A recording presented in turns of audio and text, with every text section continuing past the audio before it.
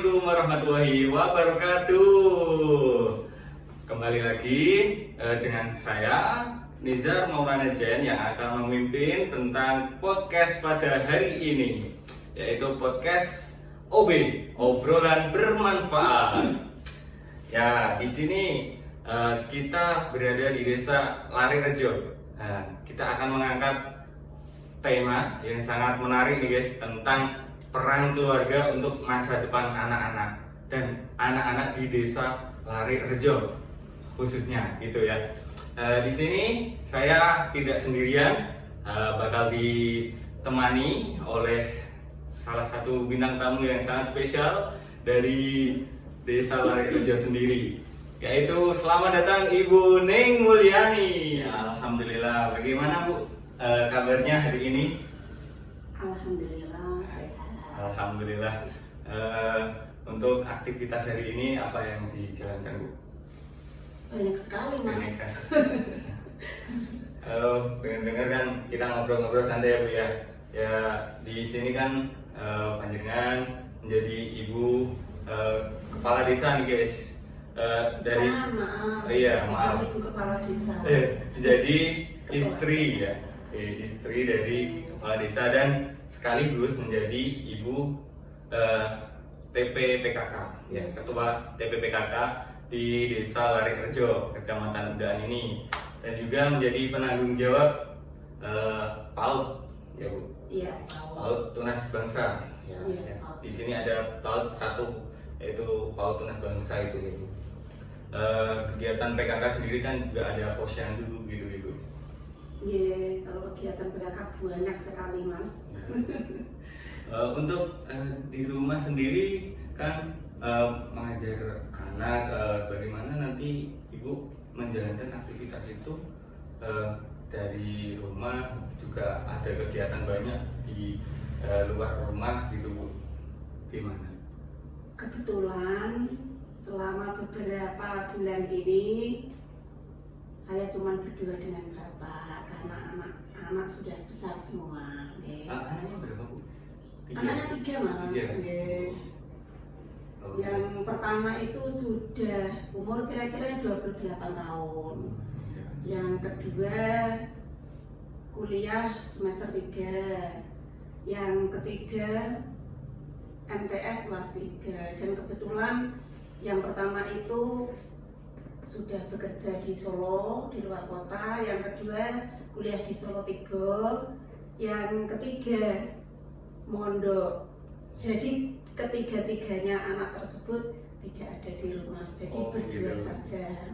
Mondoknya jauh ya, udah lama Bu mondoknya? Mondoknya sudah, kalau yang kuliah dulu juga mondok, mulai dari SMA-nya sudah mondok. Terus yang ketiga ini masuk MTS juga sambil mondok.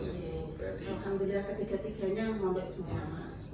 Berarti agak biasa yang nggak di rumah gitu Bu. Oh nggih, sudah terbiasa, nggih. Iya. Sudah terbiasa tidak di rumah. Dan mau tanya-tanya seputar kegiatan anak-anak di Desa Larirejo ini bagaimana Bu? Dari pagi ya sampai malam itu apakah ada seperti bimbingan belajar ataupun nanti pada anak-anak pola asuhnya pada orang tuanya sendiri bagaimana Ibu? Cara pandangnya bagaimana Bu? Gitu. Ini dari yang remaja atau yang anak-anak usia SD itu Mas. Iya, Karena kan anak-anak kategorinya kan banyak yang SD. Terutama kalau yang SD itu yang jelas paginya kan sekolah ya. Terus sorenya itu madin. Kalau malam ada kegiatan juga ngaji di musola, seperti itu. Madrasah diniyah gitu. Iya, madrasah diniyah. Kalau di sini kan ada TPK juga Bu. Ada TPK, tapi kalau TPK itu kan yang untuk anak usia PAUD dan usia TK. Biasanya kalau sudah masuk SD, terus masuknya ke madin. Ya. Untuk kali ini kan sedang marak-maraknya seperti anak-anak ini kan sedang asik-asiknya umur segini kan asik-asiknya bermain ya Bu. Oh, Seperti HP itu kan cenderung untuk anak itu nggak bisa lepas dari HP. Zaman sekarang kan itu betul gitu ya, Pak. sekali, ya. Jadi bagaimana kiat-kiat ibu dalam menanggapi ini tentang bagaimana biar anak itu nggak malas belajar karena HP gitu, Bu? Gimana ya Mas? Mungkin sudah zamannya juga sih ya. Semestinya saya sebagai ketua tim penggerak PKK Desa Warerejo itu agak sedikit merasa khawatir dengan perkembangan zaman yang sekarang ini adanya gadget itu. Memang yang saya amati sekarang itu anak-anak lebih ke HP daripada belajar. Memang jelasnya memang seperti itu. Iya, benar. Jadi kami juga berusaha bagaimana anak-anak itu tidak tergantungan kepada HP. Kalau di PKK itu sudah ada penyuluhan. Ada penyuluhan, tapi yang diundang itu khusus ibunya, bukan anaknya. Kalau anak kan dikasih penyuluhan kan belum bisa masuk ya. Jadi kita berpesan kepada ibu-ibunya supaya bagaimana ibunya itu bisa memisahkan antara HP dengan anaknya. Ya tidak misah belas untuk mboten Mas, karena memang zaman sekarang itu bocah orang nyekel HP itu ketok itu tidak mungkin.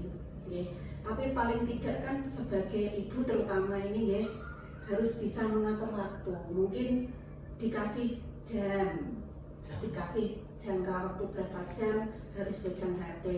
Terus nanti setelah itu belajar, setelah itu ibadah dalam arti waktu sholat seperti itu. Sudah ada penyuluhan seperti itu. Untuk penyuluhannya itu berapa kali 1 bulan atau gimana?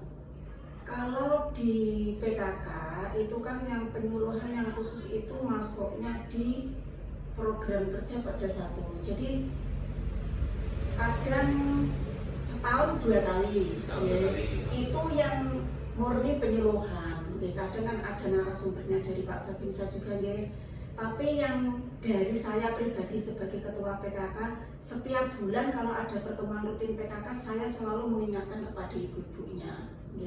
Meskipun kan tidak ada banner penyuluhan tentang gadget tapi kan kami selalu menyelingi, terutama saya itu sebagai pengisi kalau ada rutinan PKK itu selalu saya sisipkan berpesan kepada ibu-ibu jangan lupa mengontrol anak tentang HP. Kan juga HP itu sangat berbahaya bagi anak. Jelas itu. Tadi menyinggung sedikit tentang pernyataan ibu tentang waktu ya Bu. Untuk waktu sendiri, untuk ibu sendiri nih, mengatur bagaimana pola waktu yang diberikan untuk anak untuk bermain HP dan juga bermain anak di lingkungan itu bagaimana? Kebetulan anak saya yang 2 dulu kan sudah besar Mas. Jadi anak saya yang 2 itu HP belum begitu berpengaruh. Tapi yang ketiga ini kan baru kelas 3 MTS. Jadi saya juga mengatur memberi jam waktu dulu. Waktu SD kan di rumah belum mondok. Kalau sudah mondok sih tidak pegang HP, memang jelas itu. Dulu saya kasih waktu berapa jam, misalnya kalau habis maghrib itu Mas, habis maghrib gak boleh saya pegang HP. Oh gitu. Habis maghrib sampai habis isya gak boleh, karena bapak waktunya belajar. Kalau bapak seperti ini, habis maghrib digunakan untuk ngaji. Nanti setelah isya belajar. Nah setelah belajar itu baru boleh pegang HP. Terus itu pun tidak lama, paling berapa jam, terus disuruh tidur. Berarti jam malamnya ada juga itu ya? Ada, sekitar jam 8-an. Jam 8? 8 setengah 9. Berarti sehabis itu harus lepas dari HP? HP terus tidur. Siap. Waktu kecil seperti itu. Untuk bagaimana cara, kan kadang ada anak-anak yang kalau dipegang pas memegang HP terus diambil itu kan marah gitu ya. Itu biar nggak ketergantungan kecenderungan HP itu bagaimana? Biar juga nggak mengganggu emosional anak gitu. Yang saya amati Mas yang saya amati selama ini memang HP itu memang pengaruhnya banyak sekali terhadap anak, terutama anak yang usia PAUD, usia TK.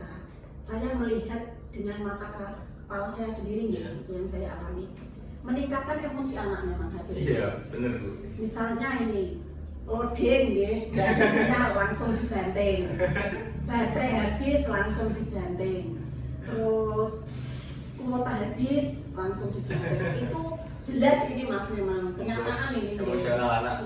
Meningkatkan emosional anak dalam hal yang tidak baik. Kalau saya itu berpesan kepada wali murid, terutama yang saya pegang kan PAUD. Itu saya berpesannya seperti ini. Kepada anak usia PAUD kita kan nggak boleh kasar.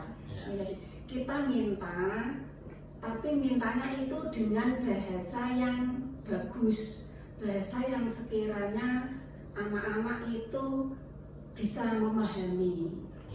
Dalam arti dirayu lah. Seperti lebih halus. Memang seperti itu. Nek kita minta HP itu dengan cara misalkan paksa, kadang kan orang tua kan tidak semua orang tua itu sabar ada orang tua yang kurang sabar, mohon maaf ini. Kadang ada yang minta langsung direbut. Itu jelas otomatis anaknya itu malah marah. Ada kekerasan kadang ya Bu ya. Ada seperti itu. Gimana kan bisa lihat biasa. Yang namanya orang tua kan kadang sabar kan.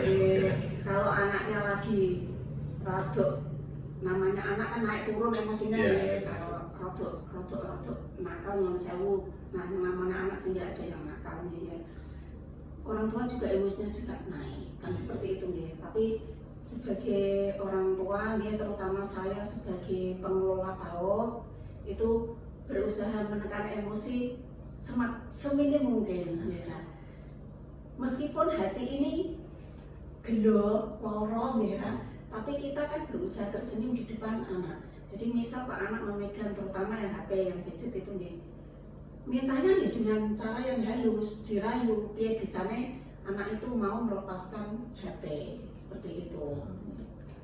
Dan untuk anak sendiri itu apakah nantinya berpengaruh buat sekolahnya? Kadang kan ada sekolah yang mengizinkan buat diperbolehkan membawa HP, itu bagaimana Bu? Kalau sistem daring waktu pandemi tahun kemarin itu memang kan diharuskan kita pakai HP karena sistem pembelajarannya kan lewat online tidak tatap muka. Jadi jelas menurut kula niku HP memang sangat berpengaruh kepada anak tersebut. Jadi selama kita sudah diperbolehkan untuk sistem belajar tatap muka, HP harus kita sisihkan. Seperti itu. Untuk komunikasi antara ibu dengan pada saat anak-anak panjenengan sendiri ini pas dilarang itu masih baik atau malah yang anaknya memberontak Bu? Ini yang anak saya pribadi. Berarti ini cerita pribadi, pengalaman itu lah kita sharing. Nek anake kula niku alhamdulillah karena memang kami mendidiknya nek diarani keras iso, diarani lembut iso. Yang namanya mendidik anak itu kan ngeten Mas, kita boleh keras tapi lihat situasi dan kondisinya. Nek kita selalu keras kepada anak pun tidak baik. Kita selalu lembut kepada anak pun tidak baik, karena kalau kita selalu lembut kepada anak itu akhirnya mempunyai sifat manja. Ada kalanya kita keras, ada kalanya kita lembut. Jadi ini pengalaman saya pribadi yang sudah punya anak 3, alhamdulillah itu anak saya bisa terkondisikan. Karena saya pribadi dan Bapak juga seperti itu. Bapak itu tidak banyak bicara, tapi kalau anak membuat kesalahan langsung marah. Marahnya tapi Bapak itu enggak pakai omongan yang banyak ngomong enggak. Bapak itu diam. Malah biasanya laki-laki kan gitu. Nggih, diam. Iya. Nek kula kadang nggih wong wedok biasa nggih Iya. ngomongnya akeh. Tapi semakin kesini semakin anak saya sudah dewasa, saya lebih banyak diam. Kalau Lebih memberikan contoh gitu ya. nggih, kalau saya rodok marah kepada anak, saya diam. Secara otomatis anak saya nanti sudah merasa gini yo, ibu kok diem, biasanya kan Iya. orang tahu ini berarti saya membuat kesalahan. Alhamdulillah anak-anak saya seperti itu. Langsung sadar sendiri. Iya, sadar dengan sendirinya. Nggih. Dengan anak kan bisa tahu bagaimana kesalahannya. Nggih, dia introspeksi diri. Nah, gitu. Nggih. Kalau mau mengintrospeksi dengan sendirinya kan malah lebih baik. Nggih, Jadi anak seperti harus itu. biasa dengan mandiri gitu ya. Nggih. Menyinggung tadi seperti kan anak-anak kan bermain ya Bu. Nggih. Terus kan kalau sekarang itu ada seperti game online Bu. Game online-nya itu dia harus top up untuk pembayaran di dalam permainan itu. Iya, iya. betul. Seperti top up itu belanja di Alfamart dan juga mohon maaf di minimarket yang melakukan pembayaran secara online itu. Jadi itu kan kadang bisa membuat anak itu tidak jujur ya Bu, juga menyisihkan uang sakunya hanya untuk top up tersebut, Iya. ataupun dia bisa meminta kepada orang tuanya untuk meminta uang untuk melakukan top up tersebut, sehingga dia melakukan segala cara untuk bisa melakukan top up tersebut. Jadi malah membuat anak itu terkesan tidak jujur kepada orang tua. Orang tua, gitu. Itu kan merugikan ya Bu ya. Ya, jelas, nah itu Itu kan maksudnya. merugikan untuk dirinya juga orang tuanya. Orang Malah tua. dia dapat menjadi terbiasa untuk seperti itu, berbohong ya, Nggih, terbiasa tidak berbohong jujur, nggih. gitu. Itu bagaimana Bu? Kalau Ibu? Kebetulan dulu ini juga sharing juga nggih. Iya. Anak saya yang ketiga itu kan pernah seperti itu. Iya. Saya kan sebagai ibu kurang begitu pengalaman tentang IT nggih. Iya. Jadi kula nek ngerti putrane kula dolanan game ngoten niku nggih rumangsane kula nggih angger dolanan game Game biasa biasa. ngoten kula nggih mboten ngertos nggih. Lah pernah suatu ketika minta uang itu nggih nggak jujur seperti itu yang jenengan sampaikan tadi nggih, ini pengalaman ini nggih. Terus yang masnya kan ngertos ini, masnya tahu kalau dia itu top up beli permainan itu Iya. nggih. Pembayaran Nggih, untuk bayar itu. Terus masnya bilang sama saya, Bu, adik ditumbas ngoten. Lah tumbas apa sih? Terus Kan nggak tahu ya. Kalau memang terus terang IT itu kurang begitu pengalaman. Iya. Nggih, kurang begitu tahu. Sebab orang tua seperti HP itu pun saya butuhnya itu nggih. WA, nelpon, ambil foto itu saja. Kalau lebih dari itu saya tidak begitu paham dan saya pun tidak menyukai ya, kurang suka, tidak mau menjurus ke arah situ, kepengen ini enggak. Saya sebagai orang tua pun saya sudah umur, butuhnya wis sambil tanam di komunikasi wis. Nah, dados saya sing putrane kula yang dua itu kan tahu namanya anak muda Ya. ya ngertos ini. Terus kula disanjani. Terus yang putrane kula sing ketiga niku tak tanya, jujur alhamdulillah minta uang untuk seperti ini. Terus nek kelemahannya putrane kula ketiga-tiganya itu bapaknya. Oh gitu. Nggih. Takut ya. Yang ditakuti itu bapaknya, paling ditakuti meskipun bapaknya tidak banyak bicara. Bicara. Nggih. Iya. Kadang begitu. Nggih.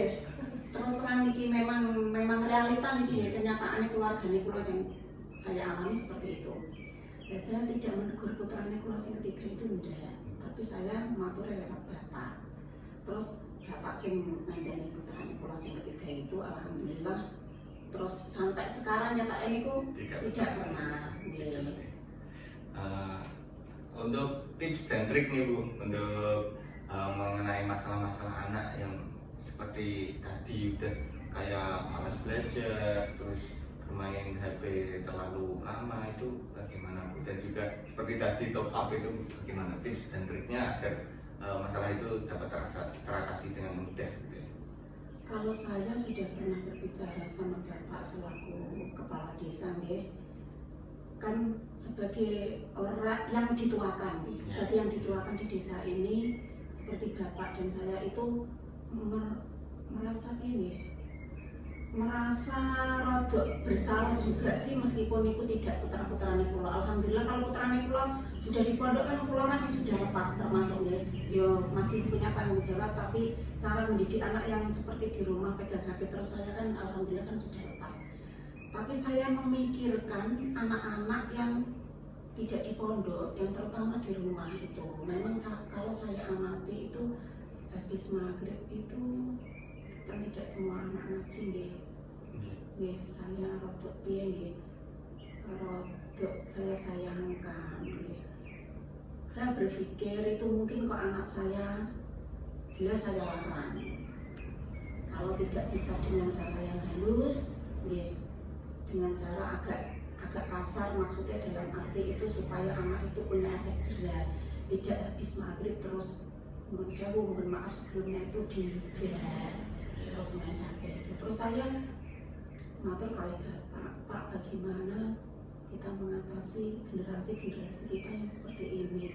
Kalau ini dibiarkan nanti generasi pada terus bagaimana? Saya matur kali Bapak seperti itu. Terus kita punya rencana, nggih, sudah berembukan dengan Karang Taruna juga. Itu terutama pembatasan yang pegang HP itu dibatasi, ya jelas itu. Terus kita konsultasi, terus kita konfirmasi dengan guru-guru TPQ dan Madin juga, guru di musola juga. Kami suruh aktif, dalam arti aktif itu kalau di musola itu gurunya kami suruh untuk standby habis maghrib untuk mengurangi anak untuk tidak pegang HP seperti itu. Terus kami berusaha mengadakan kegiatan pelatihan pencak silat. Sudah pernah, tapi tidak jalan. Yang namanya anak sekarang itu agak susah kok Mas. Terutama yang cowok ini, jelas yang cowok. Nah, yang cewek itu bisa dikondisikan. Kalau cewek itu kan tidak begitu pegang HP, habis maghrib pun tidak nongkrong di bar. Kalau cewek itu malam minggu juga ada itu kegiatan IPPNU yang jamiah keliling itu alhamdulillah juga bisa mengurangi, bisa ikut di kegiatan tersebut juga bisa mengurangi supaya anak tidak terlalu pegang HP. Tapi yang khususnya cowok ini memang susah Mas, susah sekali ya. Pernah kita seperti itu mengadakan kegiatan pelatihan pencaksilat, sudah rembukan, sudah ada pelatihan, sudah berjalan tapi tidak lama. Terus kita mengadakan kegiatan posyandu remaja pun tujuannya seperti itu Mas. Tapi nggih jalan, posyandu remaja itu jalan, tapi yang aktif juga cewek, cowoknya satu pun tidak ada. Padahal itu sudah dimasukkan ke grup remaja ya. Kalau mau ada kegiatan posyandu remaja sudah diwar-war di grup, tapi cowoknya tidak ada yang mau hadir satu pun tidak ada. Kegiatannya kita juga seperti itu, berusaha mengadakan kegiatan-kegiatan yang positif, intinya seperti itu agar bisa terkurangi untuk pegang HP tersebut.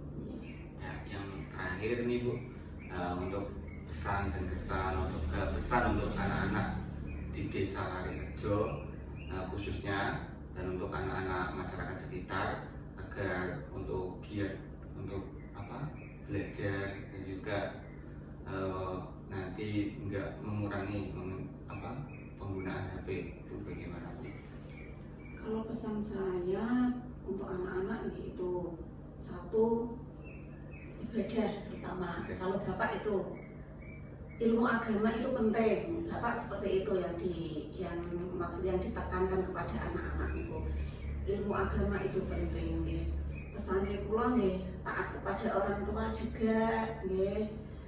Ilmu agama harus selalu dipegang, terus mengikuti kegiatan-kegiatan yang positif di desa itu agar tidak ketergantungan kepada gadget tersebut. Baik, terima kasih Bu udah berkenan hadir untuk mengisi podcast OB. Ini namanya OB Bu, obrolan bermanfaat gitu.